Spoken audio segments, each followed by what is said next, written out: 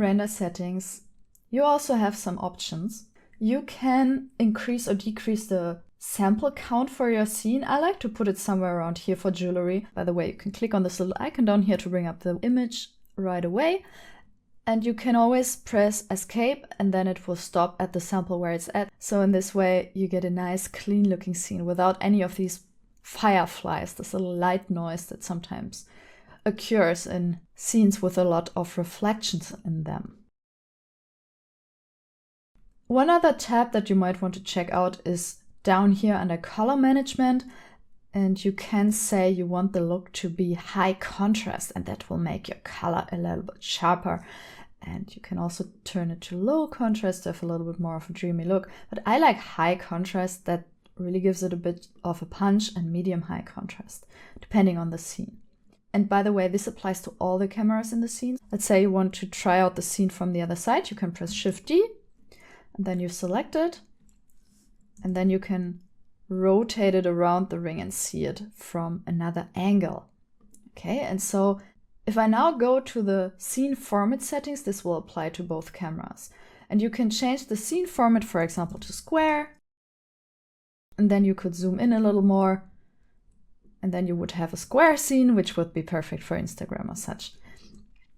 And if I switch this camera now to the other one, which you can do, you can instantly fly into the look by clicking on the little camera icon here on the green one. This will make it the active camera. And then you can, of course, try out different things and change the focal length and everything corresponding to the individual camera. And if you just want to make a quick test render, here under Output, you can set this to 25%. And if you now press render, it will make a small version of your scene, which of course will take much less time. And it will help you to quickly check out your scene and if everything is as it should be before committing to the full 100%. This is especially useful, of course, if your PC is a little bit on the slow side.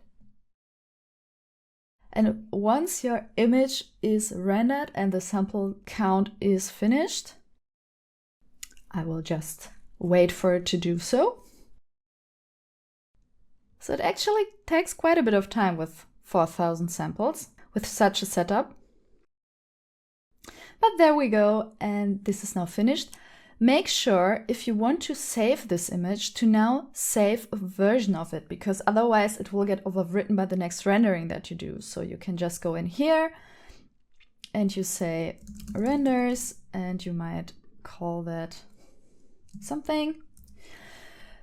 And then if you go to the composition workspace up here and you click on use nodes, you will see that you have your render image here, and you can now put some cool stuff on top of it that Blender will visually apply to it once it's rendered. You might already know that, but one of my favorites is the glare node, and you can put it in here. And I really like the fog glow, and I like to turn down the mix value a little bit towards -1, but around -0.7. And then if you now bring up the render image again, just open that up, then you will see that Blender has applied this fog glow on top of your rendered image.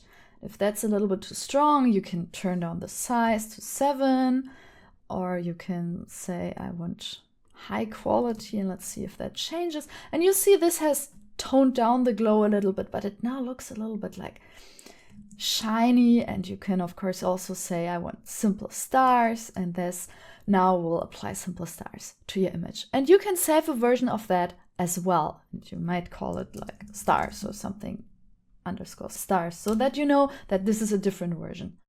All right, and then if you are satisfied and you have saved all the versions of this render that you want, you can close it. If you haven't rendered anything new, you can go to render and say view render with F11, and this will show you your last render. And you can still change the composition nodes on this while it's in that state. Only if you now render a second scene, let's say you switch to the camera and you want to do a second version of that, and you render that one, then this will override the initial version. And now it's lost and you have to work with a new image. All right.